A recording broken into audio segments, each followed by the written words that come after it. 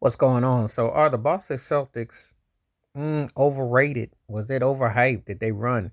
You got to ask these questions because to lose the first team to ever lose two 20-point leads at the crib, choke in the fourth quarter, ball comes to Jason Tatum, and this guy is always wondering why he doesn't get mentioned where he wants to be mentioned with the ultimate Celtics like Russell, Bird, and some may say Pierce, but Sam and Casey Jones, other guys, Havlicek, Dave Collins. He wants to be mentioned with that. Well, you ain't going to be with these kind of performances.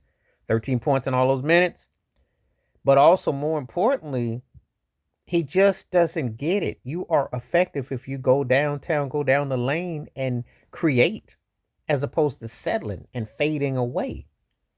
You're not going to be the second coming of Steph Curry. Now, let me say this. There's only one Steph Curry who can get away with all that. Change the course of basketball, 4 chips, 6 finals, two-time league MVP, first unanimous, etc. I can go on about Steph's accolades, and I think he's one of the 10 greatest basketball players ever. However, the problem fundamentally is this. Everybody can't be Steph Curry. And you got to be the first Jason Tatum. You're supposed to be on your revenge tour. You remember how Steve Kerr played you in France at the Olympics, and you got no playing time, and Jaylen Brown didn't get invited, and Jaylen Brown, you had 20 points. Charles Barkley brought up a good point. Without Porzingis, y'all just not quite the same team because the unit has to hit. But you shoot too many threes. I like Joe Mazzulla a lot, but you cannot condone this situation because the Knicks deserve to beat you. But your legacy and your respect is on the line. You're making this a lot harder. We know on site you're the better team, but if you let Mikal Bridges, you letting Bridges, and you're letting Hart out hustle you, you deserve to take that L, and you're gonna probably take that L in New York because I don't think you can take two. If you take two, then you got a chance. I don't think you can take two because you can't even take one, and you just look bad. You know, a lot of times these heads on sticks spend so much time talking about the Lakers, but the Celtics are the ones that's got the most championships in history. And they got the more happening duo. But now it's time to get some of that Celtic, bring it on in because I've been telling you that law firm of Tatum and Brown, which has accomplished quite a bit with all those Eastern Conference finals appearances, 2 finals appearances, 1 chip, 1 loss in the last 5 years, was very impressive. But you're supposed to be looking like a dynasty. And right now, you look pathetic.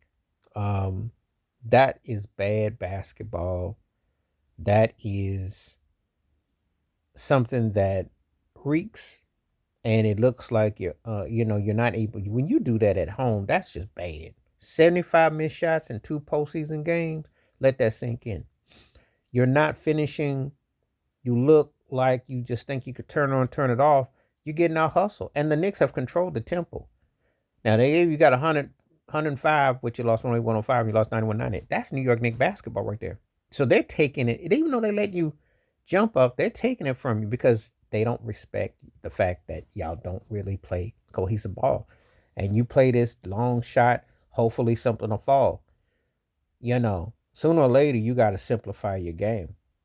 And if I'm Jason Tatum, I call Larry Bird and say, hey, what would you do? He tell you to mix and match it up. You know, gotta be able to mix and match. This is a bad look for the Celtics because if they lose, that's gonna be considered one of the most overrated champions ever. And I said it because if they lose to New York in a sweep or 5 games, they look bad. They better hope this thing goes at least 6 or 7 because if it's anything less than 6, they look like a fraudulent team that won the chip. And a lot of questions are gonna be asked. Why they're not mentally prepared when they were clearly the better team but underachieved. So that's how I look at this. That's embarrassing the way they're losing. Of course, Stephen A. Smith is laughing, and you can't help him. And if you're a Knicks fan, you Spike Lee and all that, you can't help but laugh because the way the Celtics, you never would have seen that.